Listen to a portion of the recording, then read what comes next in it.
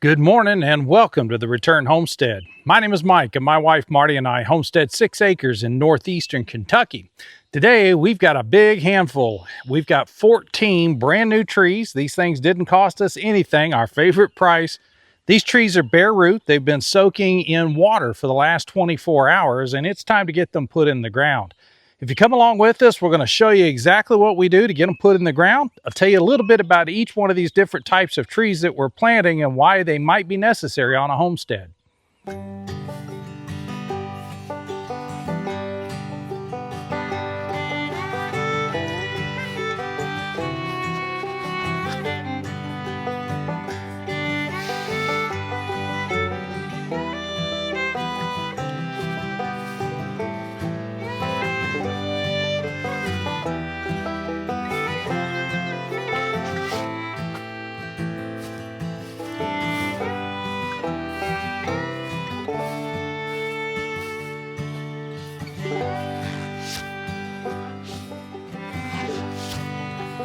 First up on our list is the hazelnut. We have 2 of these hazelnut trees, and this is a nut-bearing tree, so we will get hazelnuts off of this. That's the same nut that they use to make Nutella. They're often commonly referred to as a filbert. I assume this is going to be an American hazelnut just because it's more than likely going to be native to Kentucky. It's being given away here in Kentucky. It does take 3 to 4 years before the nuts start showing up on the trees. I'm going to assume that this is a 1-year-old tree, so we've got a few years to go on this. And we'll probably propagate out several more of these trees before they even start producing nuts. We're really excited to have a nut tree on the property, something that we can begin to harvest nuts from soon. So we want to make sure we spread these out as much as we can. They do tend to grow as a shrub, so there's going to be multi-trunks popping up. There will be suckers coming up every year, so every spring the plant's going to send up new small suckers around the base, so we'll have to keep those cleaned up. More than likely, I'll prune these back to a single trunk, which you can do. It will tend to want to still spread out, but if we keep it clipped back, we can keep these to a single trunk, which will make the growth of them much easier to manage. So these are bare root, and I'm going to be spreading the roots out a little bit. I don't need a huge hole, so you can see from the size of the shovel, this is not a giant hole. And I have left plenty of this clay and rock down in the bottom, so I've just loosened up the bottom of the hole, really. I'm not looking to leave a 5 or 6 foot deep well of compost here. I just want enough compost for the tree to have some encouragement for growing roots into. And then we'll let it spread out from there. I did learn years ago working in a wholesale nursery, the best mix for these is going to be 30% compost, 30% sand, and 30% some other sort of filler, usually something to hold moisture and increase acidity, something like coconut fiber or sphagnum moss, which is what we used to use in the nursery. All we've got here is compost. The compost will work just fine. That's going to provide enough organic matter and plenty of nitrogen and loose soil for the roots to move through at first. So that's essentially how we're going to build all of these holes out here for these bare root trees.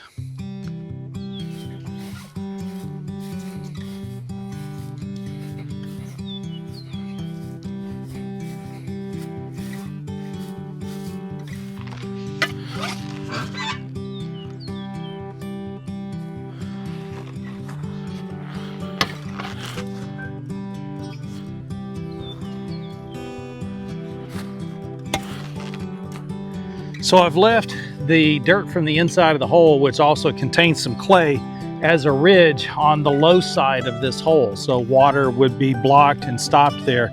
I do want to fill the hole up completely, and I've allowed the compost to overrun the hole actually, because we are going to come back and put the mulch down over the top of this once the tree's planted in it.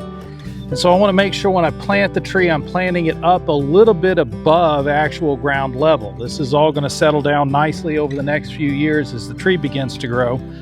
But this will give it its best chance. It won't ever be sitting in water, but it will have a little berm here at the base of the tree to actually hold the water in so that it gets time to soak into the ground real good. I did notice this clay out here is extremely dry. The topsoil is also very, very dry. There's really not any moisture in it. We're still waiting on the rain clouds. Y'all can see those above our heads. Hopefully we'll get a little bit of rain later on today. But we're putting hazelnut in here. Let me see if I can find our hazelnuts and we'll get one in the ground. We see that this is a fairly substantial root, and I want this spread out as best we can get it in here. So we're going to go ahead and pull out a nice big hole in the compost. And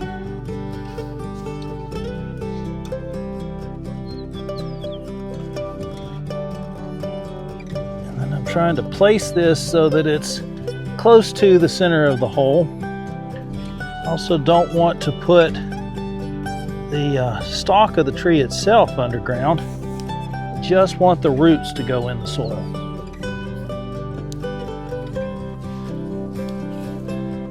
We are going to come back and put a stake on this as well. So we'll be providing some additional support for the tree as it begins growing.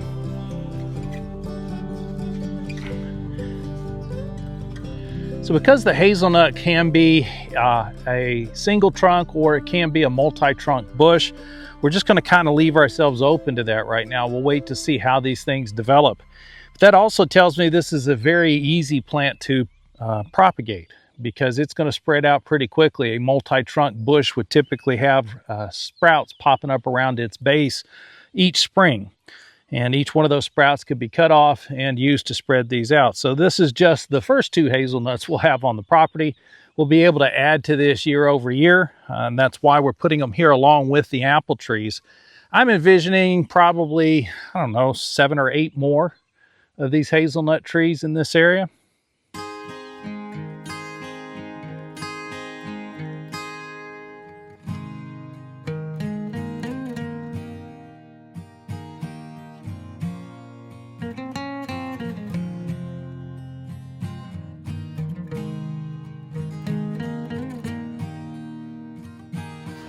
You know, I think a lot of times people don't go out and do things like planting this tree because they've never done it before. And they've never gotten their hands in the dirt and they've never put a tree in the ground, and they're afraid that if they were to try this, that the tree might not grow. Well, there's always that chance. Sometimes you can do everything right and the tree still won't grow. But I was telling you about working for that nursery back at just out of high school. When I came back to my hometown 20 years later and took a look at the plantings that we had done around town, all of them had survived. You know, it was not necessarily because we were that good at planting trees, because trees and plants have a way of kind of surviving. They do their own thing. All you got to do is put them in contact with the soil, make sure they got some water, and they'll take care of the rest. So yeah, you can get out there and do this. Give it a try. All right, on to pine trees. So next up is a pretty basic staple tree here in the South. It's the eastern white pine. So the eastern white pine is a very well recognized tree. It is all over the place on the East Coast. It has bluish green pine needles that come in groups of 5. They're pretty short. So these are easily recognizable along the roadsides. They can grow 100, 150 feet tall. So they're exceptionally tall trees. The British Navy used to use these as masts when they were running back and forth between England and the United States. So this is real nice topsoil in here. A little further up the hill, it was extremely dry, but this topsoil down here is moist. It's holding together exceptionally well. There's a lot of roots in here, and you can see how the soil seems to be clumping. So even when you pull it apart, it breaks apart in little round balls. That's indicating that there's a lot of really good microbiology, different bacteria and funguses that are really helpful for the grasses. So this is a good solid topsoil here. I'm really excited to see this. This means that this grass doesn't just look good. It is good. It's going to be really nice for putting animals onto. And some of y'all may be wondering, if you've had animals and you've run animals before on pasture and you've tried to manage and maintain pasture, why this crazy guy is out here putting pine trees in the middle of his pasture. But we're trying to keep it diverse, and pine trees are definitely a part of the natural environment around here. We are going to be running sheep. They are browsers. I don't know what they'll do with the pine, but I have heard the pine has been used as a natural dewormer for small animals. So it may be that this is a good thing to have in a pasture. We're going to find out. Even something as simple as the needles can be boiled to make a decoction, and a little honey. You got yourself cough syrup if you got a cold. So just because I'm planting on the hillside and I don't want the water to just cascade off of this, I want to give it as much time as possible to soak in around the roots of the tree. So we're using all of the dirt that I'm taking out of the hole and just putting it around the edge, including this sod. It will re-root here, so it will continue to grow, and that'll give us a nice little berm here at the bottom of the hole. While you wouldn't want to burn this in your fireplace because of all the terpenes in the wood, it can create a good amount of creosote on the inside of the chimney. But the fat wood at the base of the tree can be used to make pine tar, which has a lot of uses, even as just a glue. There are also some reports of medicinal properties from the pine tar.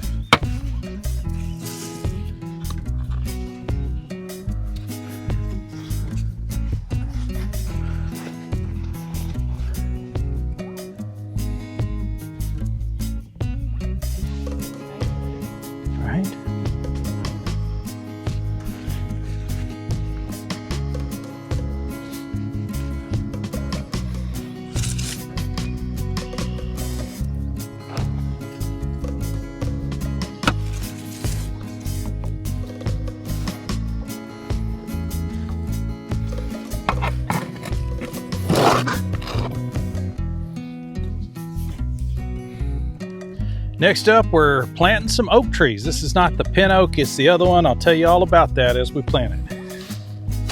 So this next tree is the Shumard Oak. It is a very large, long-lived, and very fast-growing tree.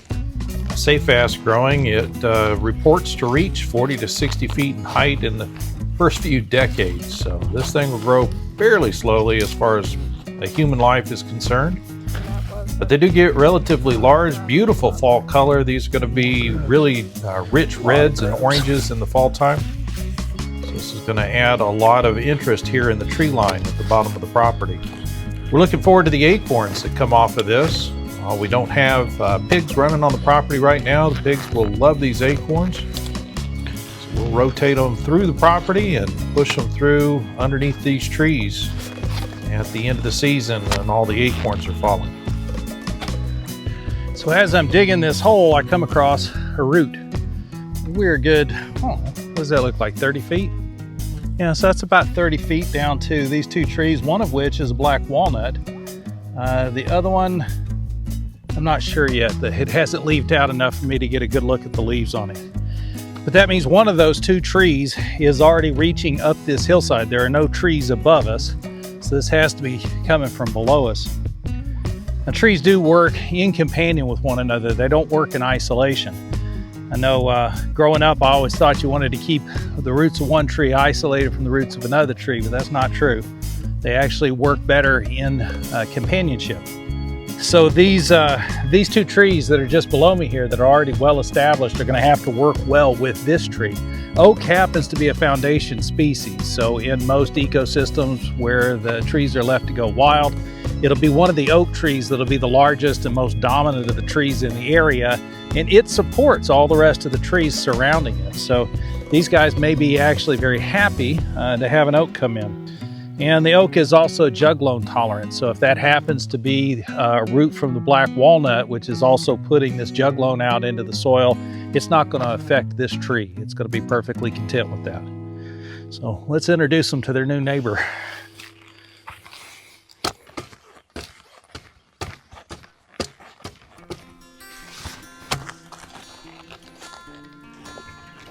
Still really liking the way this soil holds together down here. So I made this hole a little bit deeper than the other holes. I just remembered when I bundled these up and put them in the water that this root was a little bit longer and a little bit stiffer. So this is not something I'm going to be able to bend into a shallow hole. So I went ahead and dug this one deeper.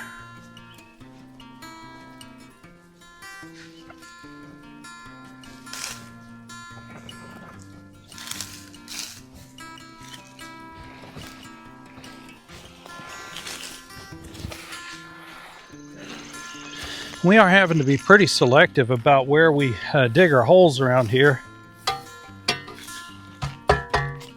This is just a great big solid chunk of rock sticking up out of the grass here. There's quite a lot of that here on this hillside.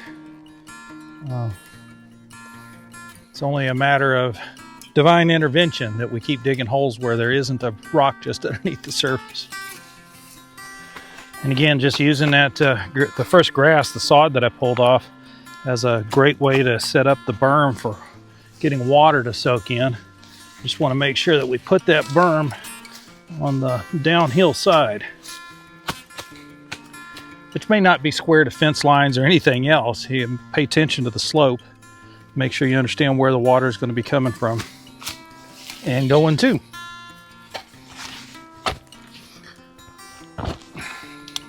And this hole is for pin oak. This is going to be a very different oak tree than the Shumard oak. So the Shumard is a very rounded oak tree. This one's more pyramid shaped. And it's going to have slightly smaller acorns, but once again, the pigs will love these things. Now this oak tree does do best in very wet areas. And the only wet area we had for it was up at the top of the road, right along the gate. And it just seemed like too big a tree to be putting in right next to the gate and the fence there. So we're going to go ahead and plant it here on the hill. Hopefully it'll do well. We're matching it up with a couple of other trees that should help it to do quite well here on the hillside. Just like in our last hole, we are close enough to the tree line. We do have some roots in the ground here. They're smaller roots. They're not the big one like we saw coming out of the last two trees.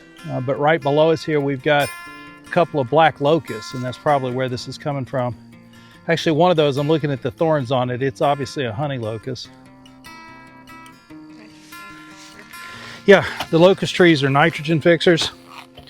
So they work well with just about any other plant. So what the other plants take out of the soil, the locust trees are putting back in.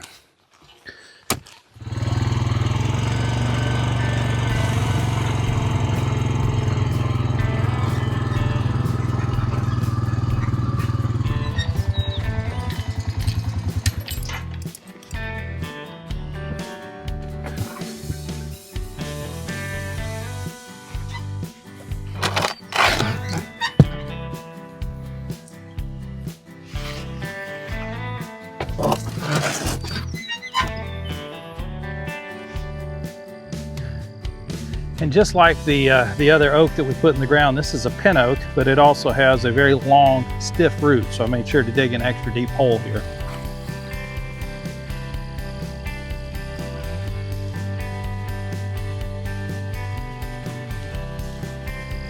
So as I'm planting these on the hillside, I'm also trying to make sure that I'm keeping them vertical. It can sometimes be very difficult to do, but these trees are going to be in this loose compost for quite a while till their roots reach to the outside. So we are going to have to come back and stake every single one of these trees. We don't want the wind or the slope taking the tree out or causing it to lean before it has a chance to get going good. But this is a good start for it with just the compost. We'll get those stakes on here in just a little bit.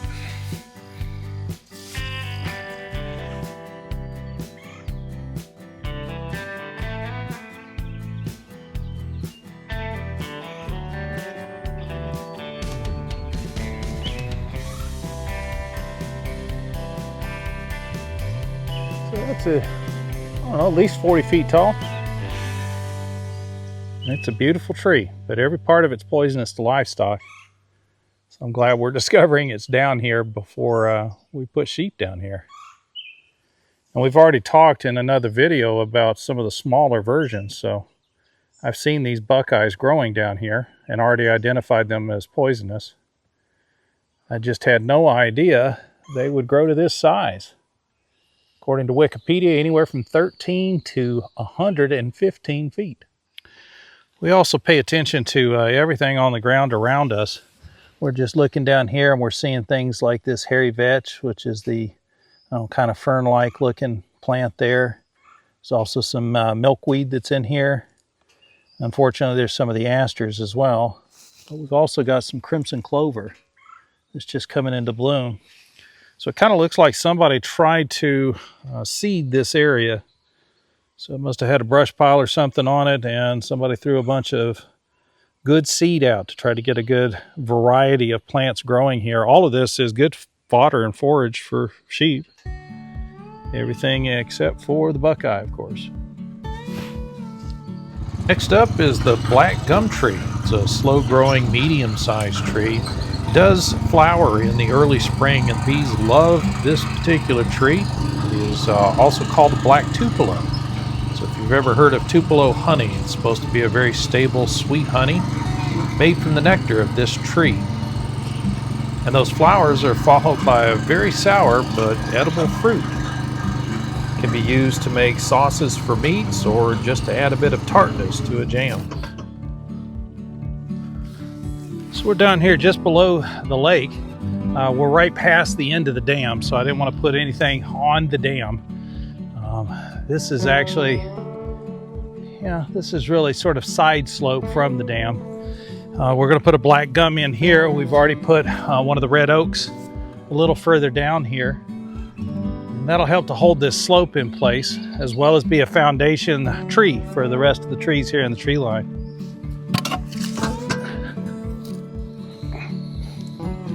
I'll let y'all in on a little secret. We're actually planting these things a little bit too close together. And this is not really the ideal spot to be planting them either. 20 years from now, this could be a real problem that we've got this oak and this gum tree planted this close together on this slope. Well, and then Marty and I were talking about it, and we realized it's going to be at least 20 years before these trees become any kind of a problem. And we're getting older, all right? It's not really going to be our problem to deal with. And in the end, it's not really a problem. We're kind of giving back. We've taken down enough trees in the time that we've been homesteading, and every one of those trees that we took down had to be replaced. Somebody originally planted those trees. They put them there on purpose for a reason, and that reason had simply long since gone. So, maybe in 20 years from now, somebody else will see these trees and need some firewood, and that oak's going to make for good firewood. So it really doesn't matter where you plant your trees. The important part is that you go out and get them. So check with the local soil conservancy, check with the USDA, check with Fish and Wildlife, check with forestry. There are all kinds of places where you might be able to get your hands on some good quality bare root trees that you can go out and plant. And that's all it takes, is just go out and stick it in the dirt, get things going.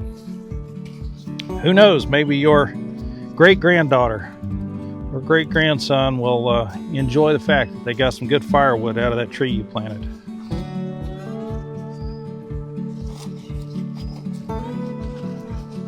So this is a black gum we're putting in. Really nice root system on these.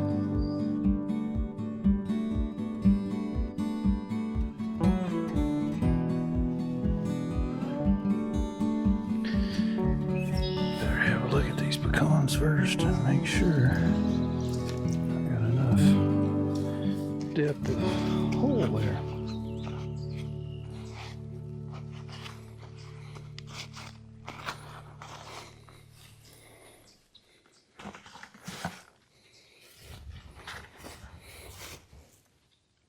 Just barely.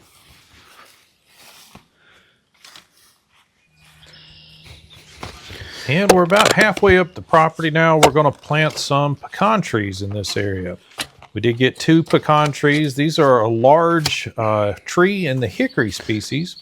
They are native to North America, and they're renowned for their nuts, of course, which aren't actually nuts. It's actually a drupe. And if you're not already very familiar with the pecan tree, you need to go out and find yourself a piece of pecan pie. Even a bad piece of pecan pie will do the trick. You'll be hooked. Do you smell that multifloral rose behind you? It smells nice, doesn't it? I never really paid attention to how nice it smelled.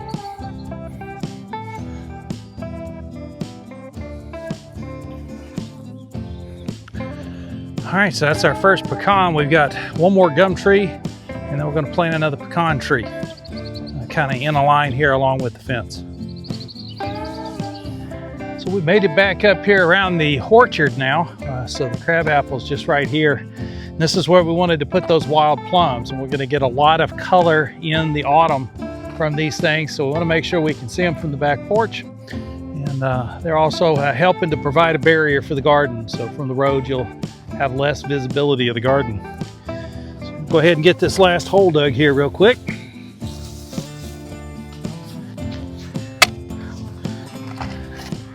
It's been kind of fascinating actually looking at the different types of soil on different parts of the property. This is a real heavy orangish clay with a lot of gravel right on top. Once you get past that gravel layer though, it's just thick clay. It looks like you could mix that with a little sand, push it into a form, bake it into a brick. It would be awesome.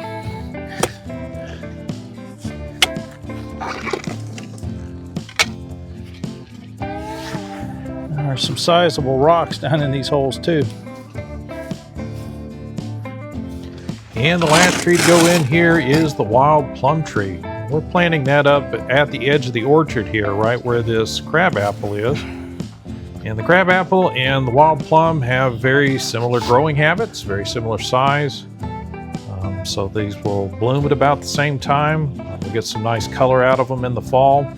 And it does produce an edible fruit.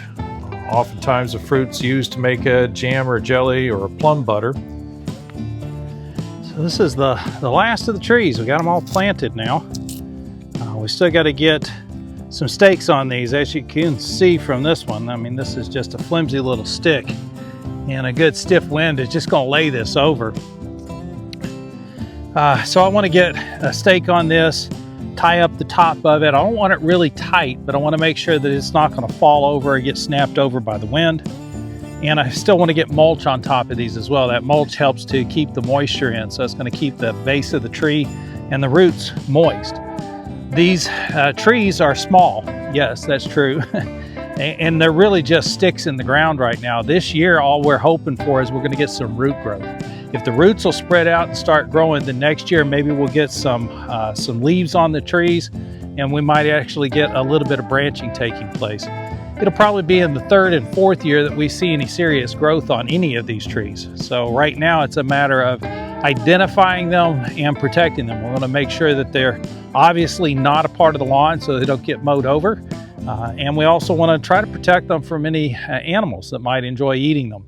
The hazelnuts, I know in particular, we're going to have some difficulty with because the deer and squirrel love those things. So there's a lot of protective work that now has to take place between these trees being planted and the time that we can pull a first harvest off of them. So that's it. Those are the 7 types of trees that we were able to pick up at the Soil Conservancy. These trees cost us nothing. All we had to do was go down, get in line, and when they asked, what do you want? We told them, and they gave us the total limit that they were allowed to for each type of tree. So we've got some good trees now in the ground, and it's just going to be a matter of time. We're going to have to protect them and take care of them until we can start getting a harvest off of these. We still got to get some mulch around them, and I still got to get stakes in on them. I'll try to get some of that stuff done today, but that's exactly what you've seen us doing in the last couple of videos. So I'm going to go get busy working on that and going to let you guys go from here. I do appreciate you joining us on the Return Homestead today.